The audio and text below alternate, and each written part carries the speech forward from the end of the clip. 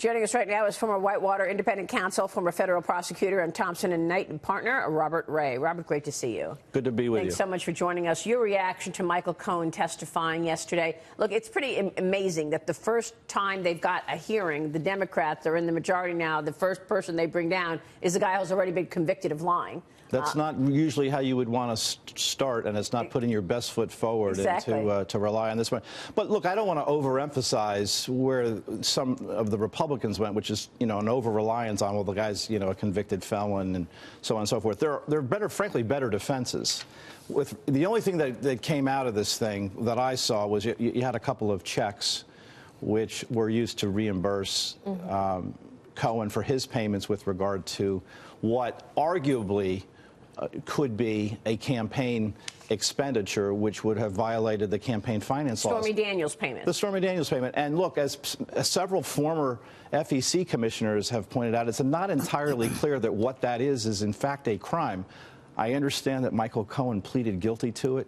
I even understand that one might be concerned about the fact that someone later on might say, hey, wait a second, is this a personal expense? Right. Or is this a campaign expenditure? Because Cohen even said in his testimony yesterday that he was doing it because the president did not want Melania to know, and that he felt bad about that situation. I mean, everything that it related to was related back to his wife. So the U.S. Attorney's Office in the Southern District used a very carefully chosen word, and that was the principal purpose of this was as a campaign expenditure. In other words, to influence the outcome of an election. I think it's a reach to call this a campaign finance. What do you think, Dagan?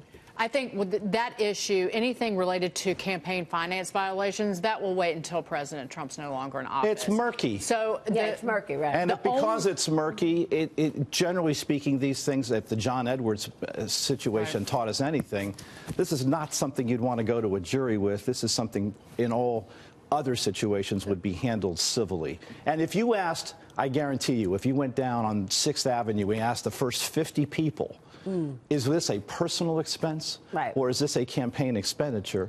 I think most people would probably understand this as a personal expense. And common sense, generally is kind of where you want to be on this. I really, if this is what the Democrats are leading with, hey, look, more power to them. If they think that this is the basis for an impeachment proceeding, my own view, look, and people will decide, they're elected representatives, but I think they're dreaming. Well, the real crimes happened in 2016 from the FBI and some intelligence agencies. That's right.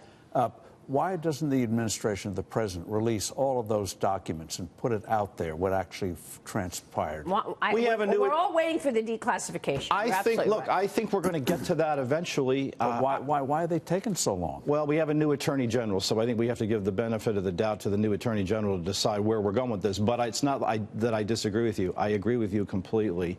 And I think, as we've talked about on prior occasions, what went on with that Steele dossier and how they initiated a criminal investigation and what you heard from Andy McCabe, there's a lot of stuff there that happened. And I take Lindsey Graham at his word that we're going to look into this eventually. That sort of stuff with the FISA court can never happen again. Absolutely. And it's the one problem that's the worst thing in law enforcement, and that's when politics start driving decisions about using the criminal law. 2017, FBI trying to do a bureaucratic coup against the President of the United States. 25th a duly elected president. They tried to change the election. And by the way, this also brings Cohen in, because yesterday Michael Cohen was asked, did you ever go to Prague? And he said, no, I've never been to Prague. What was in the dossier? That Michael Cohen went to Prague and he met with the Russian officials to meddle in the election on the behalf of Donald Trump. That's what the dossier said. So again, it blows this dossier to pieces in terms of it's all inaccurate garbage. So there's not a lot of credibility here. I mean, I guess that's sort of the first point about Michael Cohen's testimony. The second is, as you correctly point out, there was an administrative coup going on when? Within less than the first 4 months of the administration. The Democrats have been talking impeachment since basically the day the president was sworn into office. This is not like it was well into the president's first term or even second term that we start talking about these things. We've been talking about him since the day he was sworn in. Enough. That's right. Enough. The only thing that, and the Wall Street Journal editorial page touches on this today, is that whatever Michael Cohen said yesterday, does it contradict what President Trump told Bob Mueller, the special counsel, in his responses to questions. That's what we don't know. And we won't know that, obviously, until we see the report. That creates a potential risk with the president, but we just simply don't know, whether it's about Roger Stone calling about the WikiLeaks dump. And again, Michael Cohen is quite, you know, a grifter, so you can expect a grifter to still be working the tat, so to speak. So you have to take that at face value. But experience is shown with regard to the president, even before he was a candidate for office, is that he knows the difference between submitting answers under oath and what you can say for public consumption in the public domain when you are not under oath or when you're not in a position of talking to law enforcement. If you look at his past experience with private litigation, he seems to be well familiar with what answers he can give when he's in a deposition and he's sworn under oath. Well, let's not forget he also... You know, it's not like he doesn't have experience with lawyers and litigation. He does. They said, who did you speak with? He spoke with Adam Schiff before sitting down, and he spoke with Elijah Cummings. I mean, I was getting a deja vu of the Brett Kavanaugh hearings when she spoke to all of the Democrats to get her story straight. Right. Look, Cohen also raised eyebrows when he admitted that he spoke to the chair of the House Oversight Committee and the chair of the Senate Intel Committee ahead of the hearings in front of both committees. Watch this. We spoke with Chairman Cummings and the party. With Chairman Spoke with Chairman Schiff. Spoke to Mr. Schiff about topics that were going to be raised at the upcoming hearing. Whoa. Not just what time to show up, actually what you're going to talk about? The gentleman's time expired. Wow. Adam Schiff, was he basically coaching him? Was Adam Schiff coaching Michael Cohen? That's the kind of cross-examination, frankly, that the Republicans needed to do more of, and less on the you're a convicted felon and you're going to jail and you're a congenital liar and all the rest. That shows bias. And you don't have to sway too far from look at who his lawyer is and who he showed up with. Right. You know, this is a political operation. Let's not gloss over that.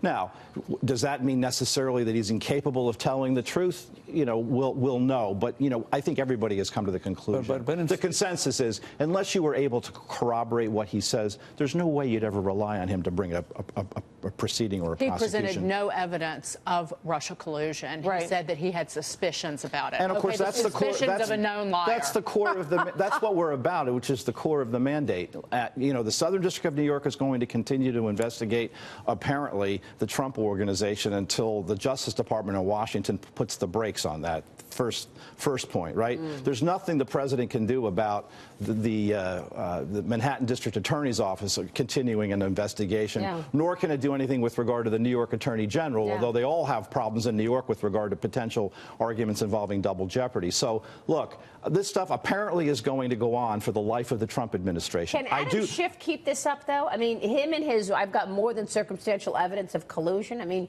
no. Just keep. I mean, eventually they are going to run out of runway with regard to the collusion investigation, and that is going to come when the Mueller report comes out, because that's what it's going to say. They do not have sufficient evidence to prove that there was collusion with Russia. Yeah, and that on the right side of justice from day one. And that ought to be the end of it, right? That ought to be the end of it.